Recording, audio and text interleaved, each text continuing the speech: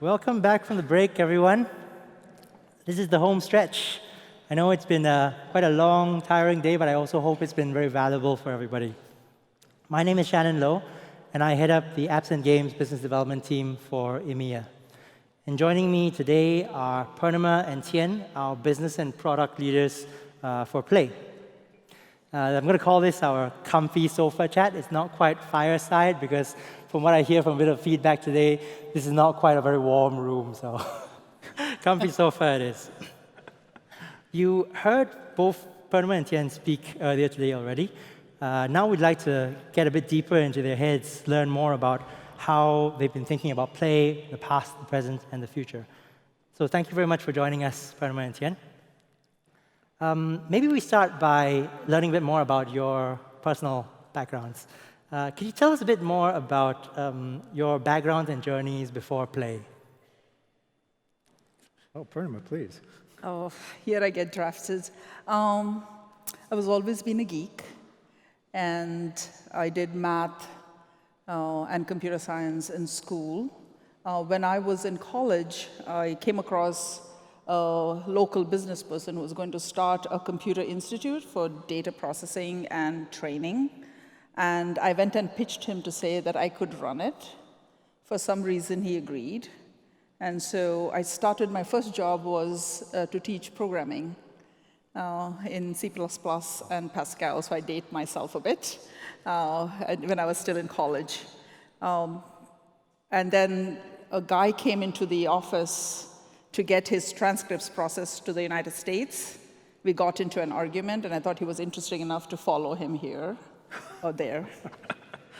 So that's how I got to the US. And worked for Bell Atlantic, which is a telecom company, as a software engineer. And then went to business school, and then spent several years at Nokia, and did some startups in between. And Google found me on Google because I was a talking head for developers at Nokia towards one of my roles. And Google called to say, Jamie Rosenberg really liked what you said, and I was trying to be very cool to say, where did he find what I said? I was trying to Google it to try to figure out what I said. And so all I'm saying is I've always enjoyed what I do, that is working for large platforms and enabling innovation and ecosystems. So that's my story. Wow, she's always a tough act to follow. I asked you to go first. She knows it, too. A quick interesting factoid, because we don't get to ask Shannon this, so I can tell you some stuff about Shannon. I didn't meet this guy until 2 years ago, but it turns out we actually grew up together. Like in Singapore, in the same school. I was like a couple of years ahead of him. We lived like a mile apart, thereabouts. But it took us these crazy 30-ish years to finally meet. So I started out in Singapore, went to college, Carnegie Mellon, math, computer science, got a master's in operating systems. I was going to do a PhD, but it turns out doing a PhD in operating systems is a really bad idea. You know how long it takes to build an operating system? 20 years. Right, so bad idea.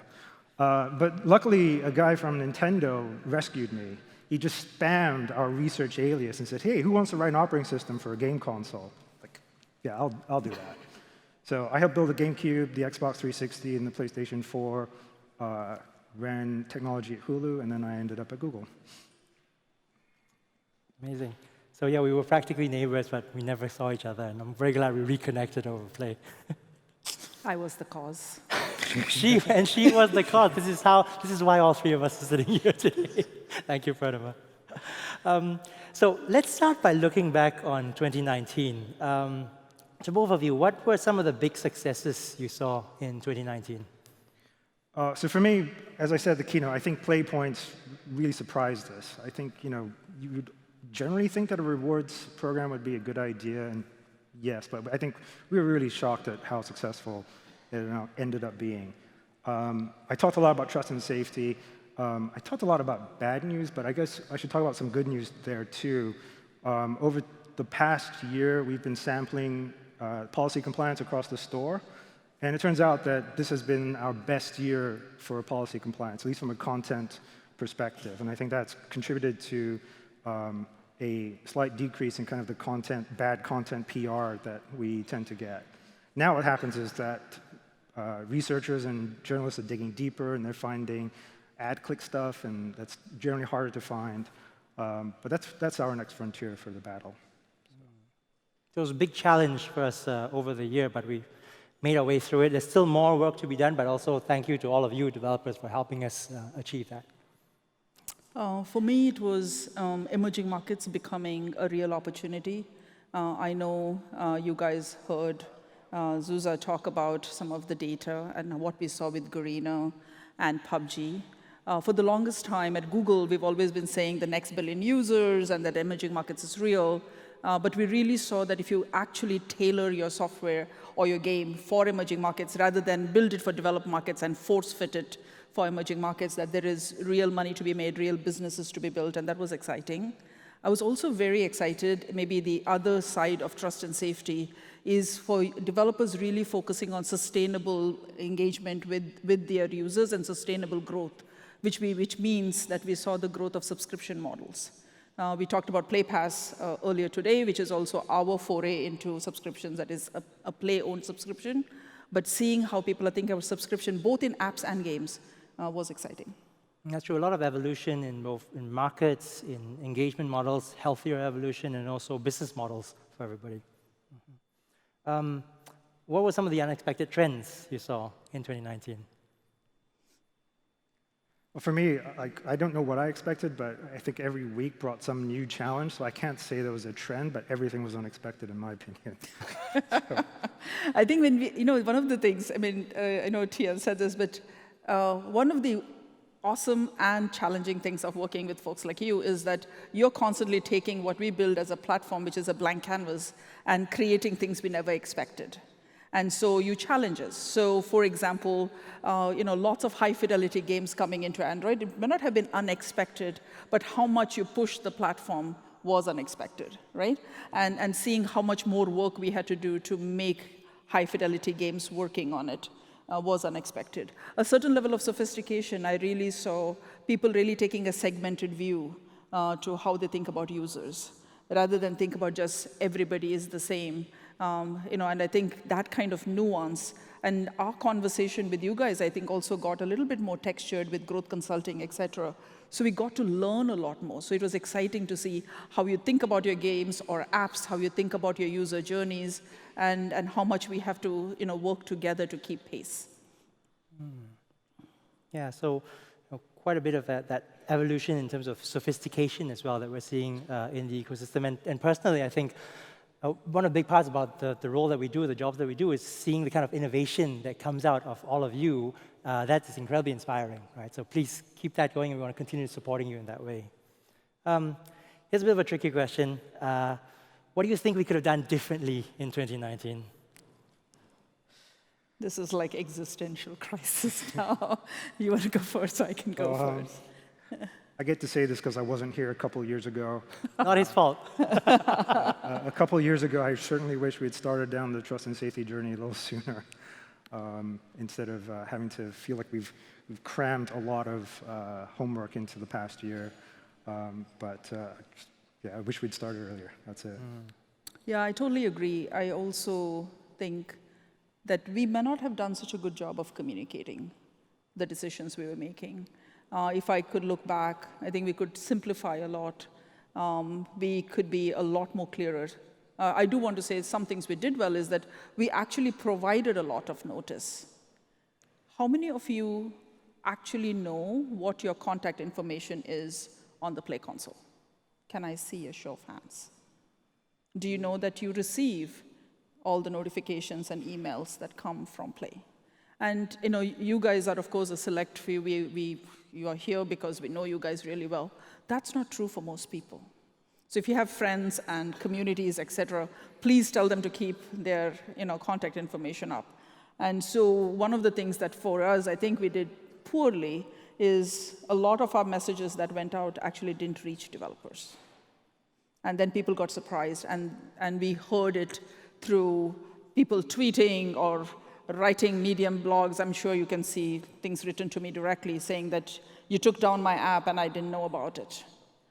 we could have had a much different conversation. And to be honest, some of those apps have actually really bad behavior, and if we could talk about it, we could have shown it, but we could have done a lot better job. But some really good apps got taken down too, and they would hit us up on LinkedIn or any way they could.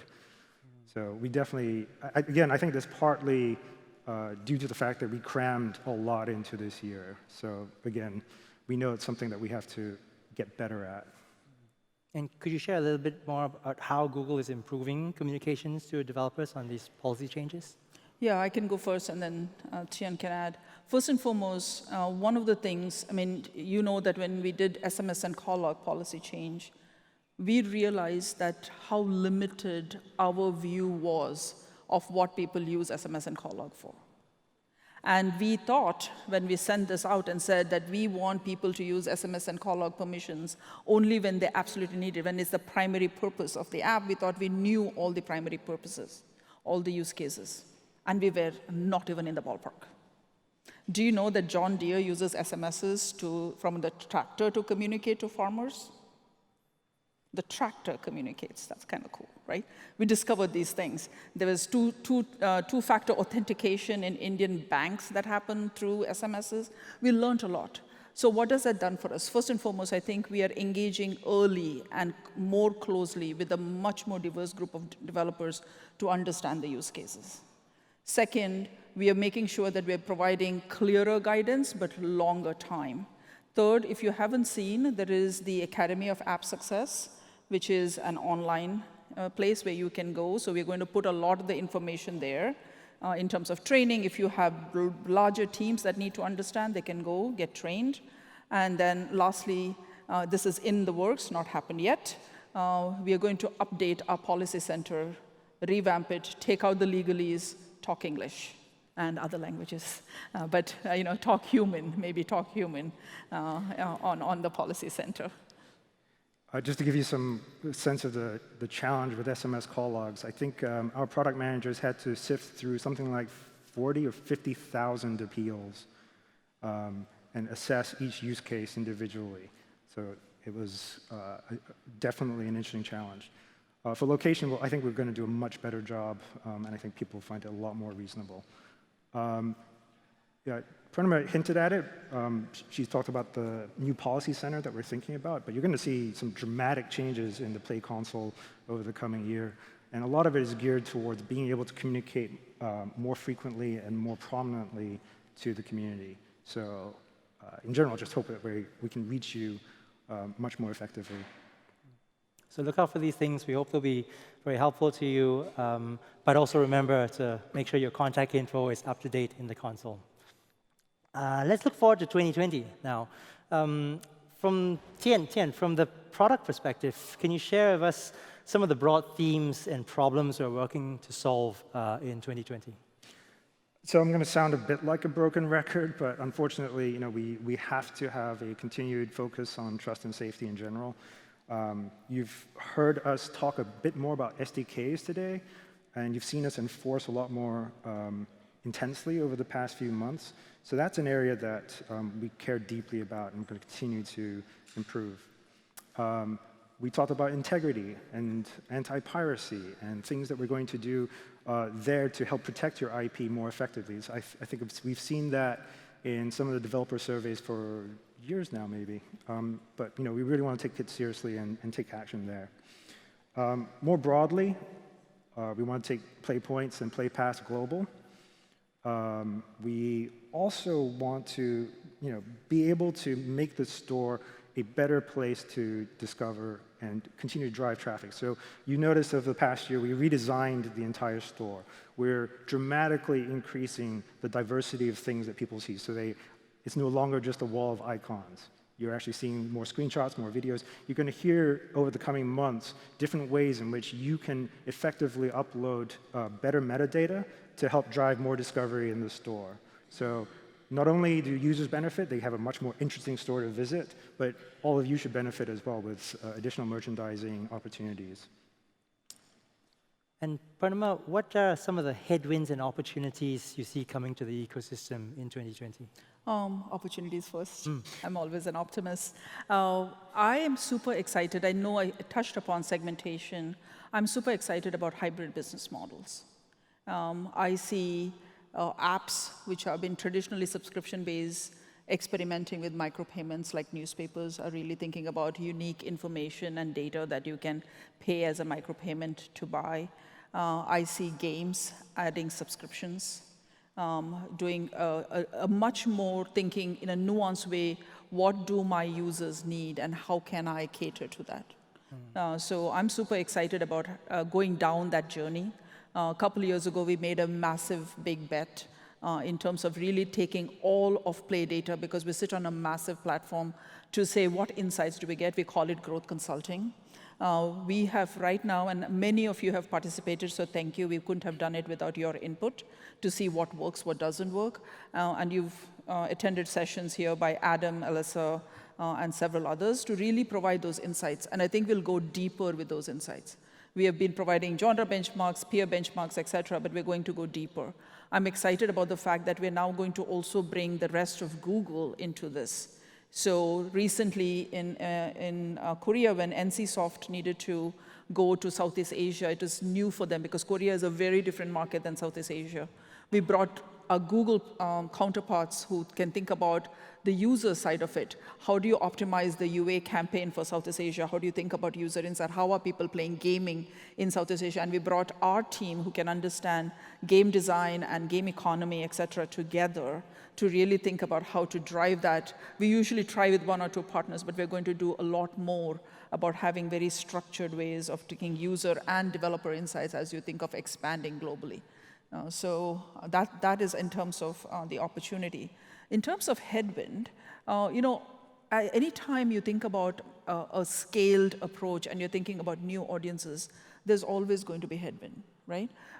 When you're going into a new market, like in India, people talked about it. When there's no memory, people are, uninstalling your app or game. Trust and safety, when you talk about, these are all headwinds that you have to keep pace with.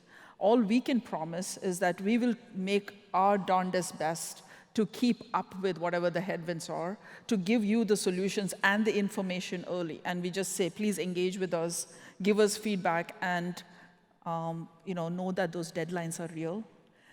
Because a lot of times, so much of my team's work is somebody turning around and saying, I really didn't think that deadline was real, and I haven't done it, or I haven't complied. And we then have to figure out how to get, to help you last minute.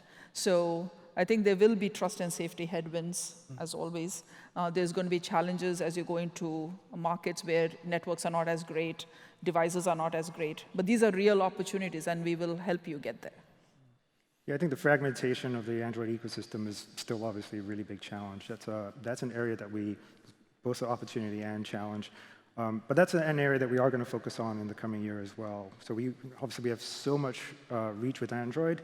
We want to make more of that reach actually real for all of you. So you should see more capabilities around getting insights around devices in the different markets, or devices that you didn't think you could reach, but actually we're pretty sure your app could run extremely well on. Those are the sorts of things that I think we hope to bring to the console in the coming year. And Purnima, you mentioned emerging markets a couple of times earlier, the example of India as well. It's also a theme we're hearing from a lot of developers, the interest in these markets. We used to call them, we do to some degree call them next billion users, but many people there are telling it's not the next billion anymore, it's the now billion. They're all there, they're already. How is Play planning to help developers reach, engage, and convert new users and buyers in emerging markets in 2020 and beyond? As with everything, I think you should really think of understanding who your audience is. I always tell people there's emerging markets and there's emerging markets, right? There is a large audience in India or in Indonesia, et cetera, who behave exactly like that in Amsterdam or San Francisco or Singapore. So you have to understand who you go after. One question I always ask people, are you Starbucks or are you McDonald's? Starbucks, for example, goes to all countries around the world and says, if you can afford a $5 coffee, you come to me. They don't do localized pricing. They don't do any of it. And then there's McDonald's who goes out there and creates vegetable burgers in India because they don't eat beef, and then they do localized pricing, et cetera. You have to know your audience and you have to know who you're going after. That's number one. And realizing that this next billion users or now billion users is not one blob. So segmentation, as I keep talking about, is very important. Once you get past that, you have to understand that even in those markets, despite the ability to buy and the disposable income even, there are some nuances of how they respond to things. And that's very important. Like, for example, when we went down the path of trying to figure out forms of payments, we realized that forms of payments was cultural. It was an interesting insight. It wasn't that credit cards was for rich people and cash payments was for poor people. That wasn't the case at all. Turns out the Germans trust PayPal. Who knew? More than credit cards, right? Carrier billing is like a very popular thing in Japan because NTT Docomo had a lot of services there. So understanding how they buy, why they buy, when they buy. I know Adam's done multiple presentations on this. If you're a carrier billing customer, first of the month is when your carrier billing balance is re-upped. So if you don't hit those first of the month things, then your stuff doesn't really take off. So if you're running live ops, you might as well run it at the first of the month or around that time. Whereas in the United States, most people play on weekends. So understanding who your users are, what they do, and how they do matters across the world. It is especially true in emerging markets because networks are not that great, devices are not that great, and you heard at length about all the things we're doing with app bundles and dynamic delivery, et cetera. So there's lots of tools we're going to provide. Yeah, I think in general, what we can do as Play to help you succeed in those emerging markets, forms of payment she touched on, I think the vast majority of the new paying users that we brought on board from emerging markets came from delivering the forms of payment that the population wanted to use. And it was some of these things are somewhat counterintuitive to us in the Western world. It's also a really key reason that you should all be considering integrating the new billing library if you haven't already. It enables things like deferred transactions with cash payments. I've seen the flows, and I think that you look at the flows, you're like, why would anyone put themselves through that pain to make an online payment? But that's what some of these cultures do, and it's what the billing library enables us to accomplish. So that's one thing that we do. We want to light up the right forms of payment in these markets. I don't know if you're aware, but we actually also, because the network infrastructure isn't as strong, a lot of apps proliferate through peer-to-peer sharing. And that's good in terms of getting the bits out there, but it's not so good in terms of being able to keep contact with those users or keep those apps up to date. So one of the things that we lit up over this past year was the ability for, if they're sharing an official Play APK, then even though it was shared to me through a peer-to-peer app, as soon as I connect to the net, Play can keep it updated. So we're expanding your realistic reach in these countries as well. One last thing. Because as you mentioned about McDonald's, the other thing we've noticed is that people don't always know how to set the right prices in the different markets. And I think that's something that we can probably do in a much more scaled fashion through the console. And if I could add very quickly, if you don't know, the easiest thing to do is to actually think about a starter pack.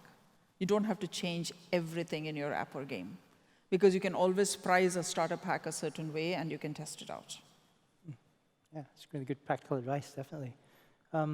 Another big theme that we're also seeing many developers, especially game developers, interested in is esports. And Tian, I know that's an area that you're also quite interested in and keen on personally. Where do you see mobile esports heading in 2020 and beyond, and what role could Google Play have in that world? So I don't think we've really scratched the surface of mobile esports in general. We see the rise of more casual esports where there are lots of contests for casual games. One interesting thing that I don't know the Western world saw much of was the PUBG Mobile Stars tournament over the summer. Did anyone see that in general? Yeah, you don't count, Sam. You don't count, Sam. So this was a very specialized partnership that I think only Google could have accomplished. We brought YouTube creators. We worked with an external party to help create a YouTube reality show type thing for PUBG tournament. And I thought the format was very unique and highlighted some of the unique things that Google can bring to the table. Imagine if we are able to do things like layer in play points or loot drops from engagement with these YouTube episodes. So I think there's all kinds of opportunities to really link up mobile games and esports. Yeah, loot drops, segmenting users into game players, viewers, and streamers. There's so many things that you can be doing. Please go ahead and experiment. Give us feedback on what you want to try out, and we can see how we can work with you around these things. We're always looking for new ideas because this is a new space for us as well.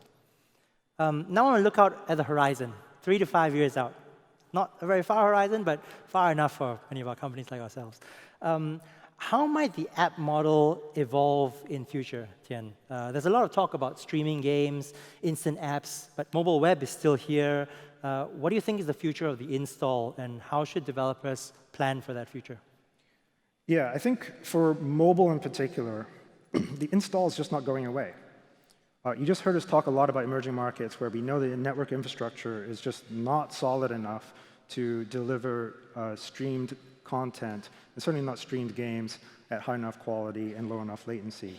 And even if that were the case, it's not entirely sure it's economically viable for mobile free-to-play titles. So that said, I think we believe that the install will continue to exist. What you see us doing, you can kind of see it in everything that Kobe and Milena talked about when it comes to the app bundle, is that we're going to reduce the latency between a consumer deciding they want to install an app and their ability to actually run it. So you're going to see us shrink that latency down to almost nothing over the coming years, and certainly into future versions of Android. So watch for that evolution, because we know that the more we reduce that latency, the higher your conversion is. And Purnima, how do you see business models for apps and games evolving in the future? I think I touched upon some of this in terms of hybrid business models. I also believe that there's going to be something to do with more people doing it together. Models that come around because of that. We're already seeing startings of that. I'm going to forget the name.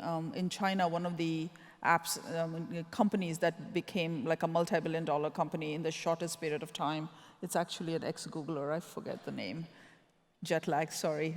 We'll get you guys the name. But they have done basically the ability to, if 50 people want to buy a toaster, then you get a better price because the 50 people have come together saying that they want to buy. Is the Yes. Pinduoduo is the name of the app. Yeah, okay, thank you. And I think even when you think about apps or games, I think there will be something to be said about communities coming together to do things. I think community models will be interesting. I don't even think we have scratched the surface of multiplayer gaming. I think it's going to be massive multiplayer gaming, especially if 5G networks and Wi-Fi is going to be everywhere. There's going to be massive ability for us to visualize things in multimodal ways. And so the business models for those wouldn't even have been figured out, right? I just said this joint purchasing as one example, but I think there'll be people coming together towards a thing will start becoming interesting. Maybe people coming together and creating interactive media would be also interesting. We are also already seeing things in Netflix, et cetera, to see how TV and gaming is coming together in some ways. It becoming more interactive, but what if lots of people can get user-generated content? I just see like the massive multiplayer thing applying to many more verticals. And I think it's going to be an amazing opportunity, but it's also going to bring brand new challenges that I don't think we're ready for in general. Already, I think there's a challenge when you have such a strong community aspect to your current games, and having a smooth onboarding experience for new players into these cliques is extremely tricky. So finding ways to assimilate new players in a really, really nice way is going to be challenging. And then moderation is going to be super hard. How do you maintain thriving communities while avoiding the polarization or isolation that can happen as a consequence. So I think it's going to be just a green field there. So it will be a very interesting 3 to 5 years and beyond, I think, across Play and the ecosystem. Yeah, there's always going to be interesting, and you know that anything we say 3 to 5 years out is going to be wrong. Completely worthless. So There we go. With that in mind, because if I knew 3 to 5 years out, do you think I'll be sitting here? So I would be going investing myself. But this is the trends we see. Well, there you have it. You've heard it here first from our business and product leadership at Play. With that, thank you very much, Purnima and Tian, for joining us in that very enlightening conversation. Thank you.